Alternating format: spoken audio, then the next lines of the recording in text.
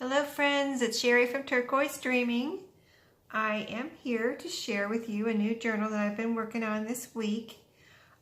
Just to start out, I want to welcome everyone to my channel. And also, if you haven't subscribed, just go ahead and hit the subscribe.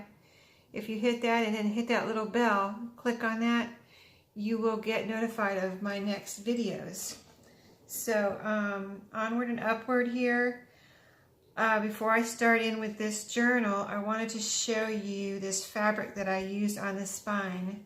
I got this a couple months ago at a thrift store, and it just, very vintage looking, and I like the colors and everything, the yellow, like yellowish golds and oranges and browns and the kind of hunter green.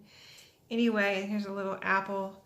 But yeah, I really love this fabric, and so I picked it up and bought it from the thrift store, and I wanted to show you the tag.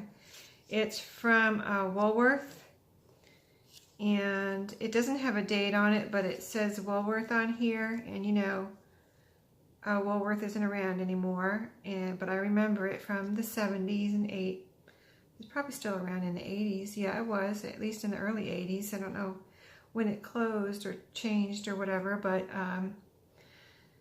I remember shopping there. And so anyway, apparently Woolworths sold some fabric and whatever, remnants type thing, probably at the end of the bolt.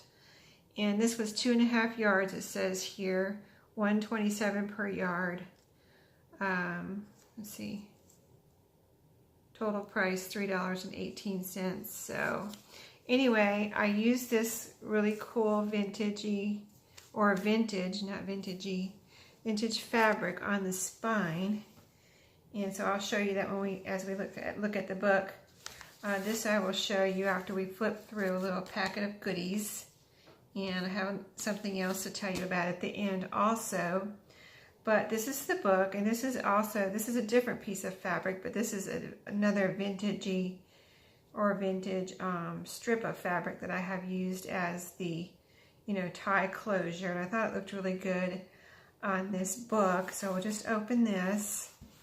And what this book is a Beatrix Potter book. And this one is The Tale of Johnny Town Mouse. And I thought I like the colors, and I like the little mouse, and I like these books, and so I wanted to make this size of a book. I went through my books and actually looking for this size, and I found this, and I was like, well, this is perfect. So I got my fabric, went through my fabrics, I found the fabric, used that on the spine, and these are vintage buttons I pulled out from my old button jar, and this is the back. But I just left the back plain, but it's a hardback cover. But it turned out really cute, and we'll just get started with a flip through.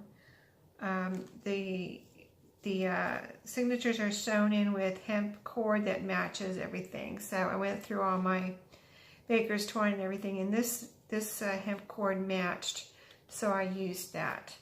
But what I did, my goal through this book was, this is a classic story, and I just wanted to make this, give this journal a classic look. So that's, inside and out, that's where my thoughts were. So as we open, we had the same fabric on the inside of the book, and I think I said there's 2 signatures, and I used all the pages from the book in the signatures, plus other pages, and I'll tell you about as we go through. But right here in the front, I've got a paper bag. Here's a little silk ribbon here that has a pearl on it, and I've got a tag in here. Let's see if I can get that out for you. Just a tag that matches. It's been distressed. It's made out of cardstock. And then here, most of the papers that are not scrapbook paper or book pages have been coffee dyed. So this is a piano book page that was coffee dyed. And then this is some lined paper that was coffee dyed. And then, this is a page from the book, and I've got a collage here I had a little piece of that vintage fabric that's on the spine, so I made a little collage here with some book page and some buttons and a piece of that fabric. And you can just see the colors I kept kind of, you know, neutral, and I just felt like the book called for that. And it just came out really with a classic vintage look. And so there's plenty of room in here for your writings, and you know, you can use this every day as a daily journal or just as a little, you know, write your memories down when you want to and just things you want to remember, or insert some pictures and mementos and things like that. I used some really pretty scrapbook paper in here and did some sewing. So right here is a pretty piece of scrapbook paper where I have sewn in a pocket. And I actually, at a yard sale this summer, I found some Beatrix Potter cards. So I have one of those in here. Really cute little bunny on the front. And, you know, it came in a box that says Beatrix Potter on the back, 2003, the card is from, and it's got a picture that says Peter Rabbit right here. So a really cute little card that you can use in here as a journaling card, or you can use it, you know, somewhere else if you need a card to give someone. So that, you know, of course the Beatrix Potter books have the cute little creatures in their stories. And then right here, this is the middle of the first signature, and I have an envelope here. The strings are here. I might put something on these strings. I actually think I was going to do that, and I didn't do it yet, so I probably will do that after the video. But anyway, these little fold outs here, you can leave them as a fold out and write in here, put some pictures, or glue a piece of lined paper in here. Or you can make this into an envelope and glue it together on the sides right here and then tuck something in there. So those are handy for that. And then, see the cute little creatures here. Let's see. These are vintage book pages, added book pages I have in here. And then here's another pocket. And what I have in this one is a tag. I had a piece of ephemera, just vintagey looking. And then this is a vintage playing card I had that I thought was so pretty and would look pretty in here. And I sewed some blue dyed paper that I've been dyeing paper blue lately. So I got a piece of that sewn. It's sewn all the way around. And this is an envelope that I made from, I had found a travel journal at a thrift shop, and it had, you know, somebody had actually used it and wrote in it, but it was such beautiful handwriting. And so for some of that, from some of those pages, I made little envelopes. So this is one of those little envelopes. So this is everything in here is original, you know, not printed. It's just I went through all my ephemera to find some of the cutest things to put in here. So that I thought would be perfect in here. Here is another pocket, and it's sewn right here. I have white thread. I wanted to use white thread in here. I thought it would go well and best with this journal. So you might not be able to see it on the camera, but that is sewn. This is a piece I had in my stash that I thought was so pretty. It's like kind of like cardstock, but it's a doily. So it's so cute, and I thought someone would have fun with that. And this is a little journaling card, and that's a typewriter, a vintage typewriter. So, and we are, let's see, here's a fold out. Real pretty scrapbook paper. It's like cardstocky scrapbook paper, double-sided. And then this is toward the end of the first signature here. And then the second signature, I wanted a nice kind of like front cover on the second signature, so I used a page from the book with these cute little creatures on it. And then same type of pages in the back. Piano. There's a fold out double-sided scrapbook paper, coffee dyed mind paper, the vintage book pages. Got a pocket here that's sewn on. In this pocket I have a pretty game card. This is a piece of note paper. Has a little saying, cute saying on it, and a cute little picture of a child. And this is a bridge tally card, a really pretty one.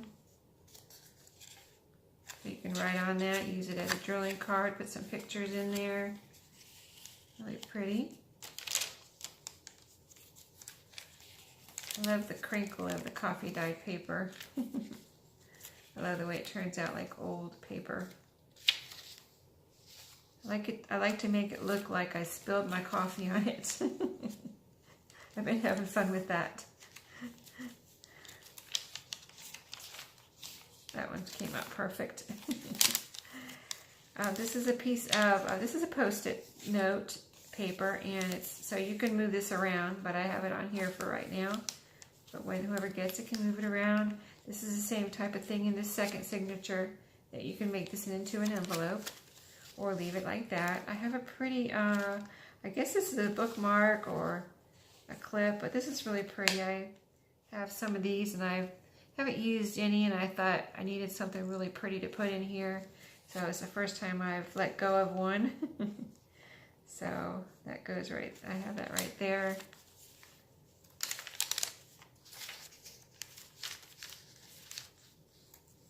And another collage here. The same paper that's, was book page, piece of fabric that I used on the spine, 2 buttons, and I have a bulb pin on here with a little bead dangle. It's like a crystal colored bead dangle there. So really cute.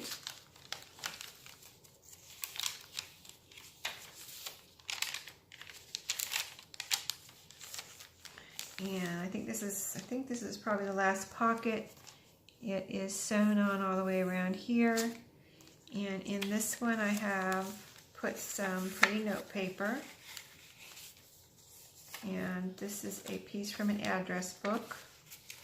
This is a little tiny address book that I had got. It actually had like a leather cover, and it had some it was just really cool looking, and so I took a page out of that to put in here. And let's see if I can get that back in there. And then this is another pretty vintage card, playing card that I put some more blue lined paper on, and that is sewn all the way around also. Everything in here is pretty much sewn in. I don't think I glued anything into this one. I have some of the pages sewn together too, because the way the pages came out of the book, the actual book from the pages from this book, some of them were together, so I could just keep them together and use them in the signature. But some of them came out as single pages. So what I did to be able to keep them the way they were, was sew together 2 pages. You can see it right here, to keep them straight and be able to use them in the book. Oh, here is another pocket. Okay, so this one's sewn on the side here. And I've got in here a little tiny, this is a spelling bee game card. I just like these little tiny cards. I thought that was cute. And this is a little picture from Tim Holtz. I think this is a Tim Holtz pack of pictures. So that was tucked in there. So I think it came out really nice. I am very proud of the way it came out. I've got a new stamp. This is what I wanted to tell you about at the end, that I'm going to be putting in my books. I see a lot of people signing them or putting a card in here or whatever, so I was trying to figure out what I could do to be able to leave my mark on my creations. So I got this, somebody else mentioned this shop on Etsy where they got a rubber stamp. And I went to the shop on Etsy and I liked this font. They have several different fonts you can choose and, make your own custom stamp. So that's what I did, and I put it right there. I think it's very subtle, but it still leaves my little bit of a mark on my book so you can see who created the book. And so what I wanted to show you also is where I got the rubber stamp and give her some credit, because I really love the stamp and she was so nice and just answered any questions and very helpful. So it was at Paper Sushi on Etsy. So you just go to Paper Sushi, paper and the word sushi, and that's the spelling. This card came with my rubber stamp this week. So this is the first time I've been able to use it, and I'm really happy with it. So just check her shop out if you need a rubber stamp. So, and it was an awesome experience. So that's the end of this video, and that's my flip through. I hope you enjoyed it. I really enjoyed making this week. I just took my time and I went through everything pretty much in my craft room to find the perfect papers and buttons and everything, you know, ephemera and everything. So anyway, I'll let you all go, and I'll talk to you next time. Thank you. Bye-bye.